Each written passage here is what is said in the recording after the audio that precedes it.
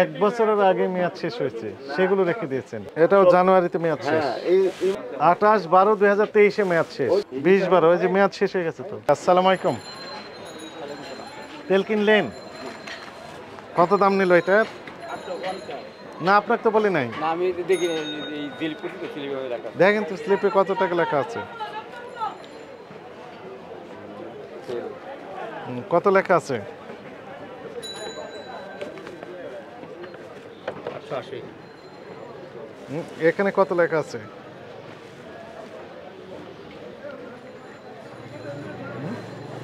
মূল্য উঠে ফেলেছে, মূল্য ঘষে ফেলেছে। কত নিয়েছে? 800। কত এমআরপি কোথায়? একটু এমআরপি আমাদের দেখান তো, কত টাকা লেখা ছিল ওরে দেখেন আগে। মূল্য লেখা নাই কেন? হ্যাঁ 850, কিন্তু ওনাকে তো 880 নিলেন তো। এনে এমআরপি ঘষে উঠে ফেলেছেন কেন? আপনি কিনেছেন কত করে এটা? আগে রেটের না 80 টাকা নিলেন কেন?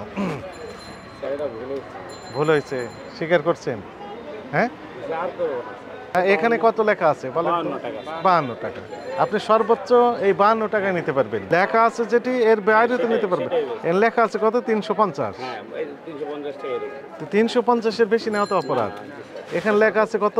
850। হ্যাঁ, তো তার চেয়ে বেশি আপনি নিচ্ছেন কেন? তাহলে অপরাধ করেছেন। 50, 60, 70, 80, 30 টাকা বেশি নিয়েছেন, তাই না? আচ্ছা, এই তীর ফ্রেশ ছাড়া আর কি কি কোম্পানির তেল আছে? সানফ্লাওয়ার না, এটা কি? এটা বের করো তো একটু দেখি। হ্যাঁ, তীর, ঠিক আছে। হ্যাঁ হ্যাঁ, অন্য কোনো কোম্পানির তেল নেই? বিশ্বাস করে কিনেছেন, তাই না? এটা ঠিক হয়েছে ওনার? ঠিক হয়নি তো, যে টাকাটা ফিরে দেন তাহলে। ওই যে না, অতিরিক্ত 30 টাকা নিয়েছিল, এটা ফিরে পেলেন। খুশি এখন?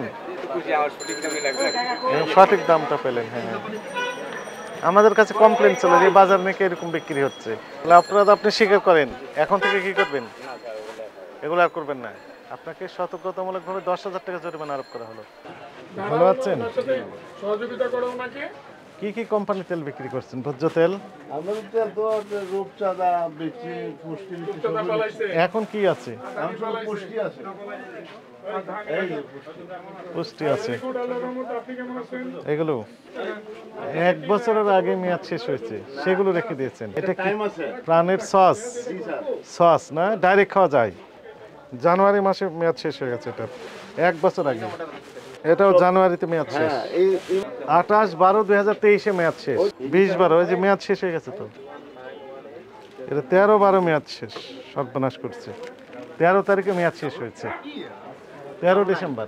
আজকে কয় তারিখ? 21। 13 তারিখে মেয়াদ শেষ হয়েছে, আজকে 21 তারিখ। কি অপরাধ করেছেন বলেন তো? এই মালগুলো রেখের মধ্যে ডিজিটাল মালগুলো রেখের মধ্যে রাখছি।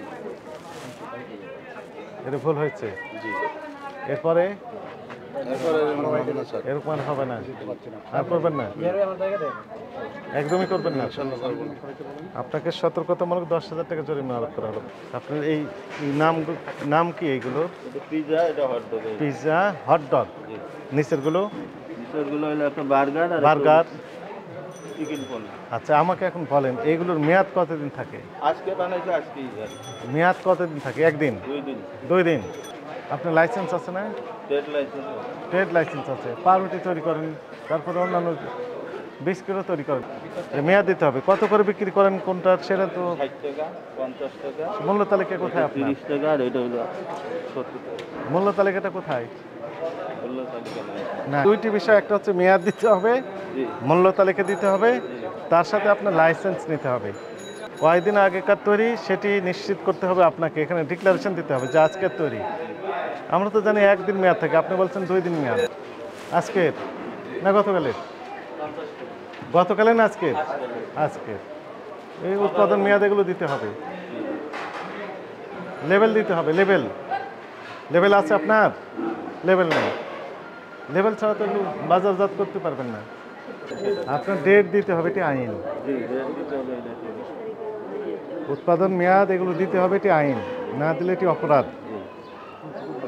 মূল্য তালিকা দিতে হবে, এটি আইন। না দিলে এটি অপরাধ। হ্যাঁ, আর কি একটা মূল্য তালিকা দেন, আর কি অপরাধ করেছেন? বিএসটি নেই, আর একটা লেবেল দেওয়া নেই, উৎপাদন মেয়াদ দেওয়া নেই। কোথায় দেওয়া নেই? পাউরুটির প্যাকেট দেওয়া নেই। প্যাকেট করেছেন তো আপনি, তাই না? লেবেল দিতেই হবে এটি। তাহলে এখন থেকে লেবেল দিবেন, মূল্য তালিকা দিবেন, আর বিএসটি দরখাস্ত দিবেন। হ্যাঁ, দিবেন তো? ঠিক আছে, আপনাকে 20,000 টাকা জরিমানা আরোপ করা হলো। জাতীয় ভোক্তা অধিকার সনদ দপ্তরের মহাপরিচালক মহোদয়ের নির্দেশনায় আজকে এই অভিযানটি পরিচালনা করা হলো। এখানে এসে আমরা যেটি দেখলাম যে ভোজ্য তেল আগেকার যে রেট ছিল সেই রেটটা ঘষা মাজা করে উঠিয়ে দিয়ে নতুন দামে বিক্রি, বেশি রেটে বিক্রি করার যে প্রবণতা সেটি খেয়াল করলাম। একই সাথে বিপুল পরিমাণে মেয়াদোত্তীর্ণ বিভিন্ন রকমের প্রোডাক্ট একে বিক্রি করার জন্য সংরক্ষণ করা হয়েছে। এই সকল অপরাধে 4টি প্রতিষ্ঠানকে 50,000 টাকা জরিমানা আরোপ করা হয়েছে। আমাদের কাছে আগে থেকেই তথ্য ছিল যে এই এলাকায় তেল নিয়ে কিছুটা কারসাজি করা হচ্ছে। এই তথ্যের ভিত্তিতেই মূলত অভিযানটি পরিচালনা করা, কিন্তু আমাদের উপস্থিতি টের পেয়ে হয়তো সেগুলো হাইড করা হয়েছে। আমরা এগুলো এখনো প্রমাণ পাইনি, কিন্তু জনস্বার্থে আমাদের অভিযান অব্যাহত থাকবে।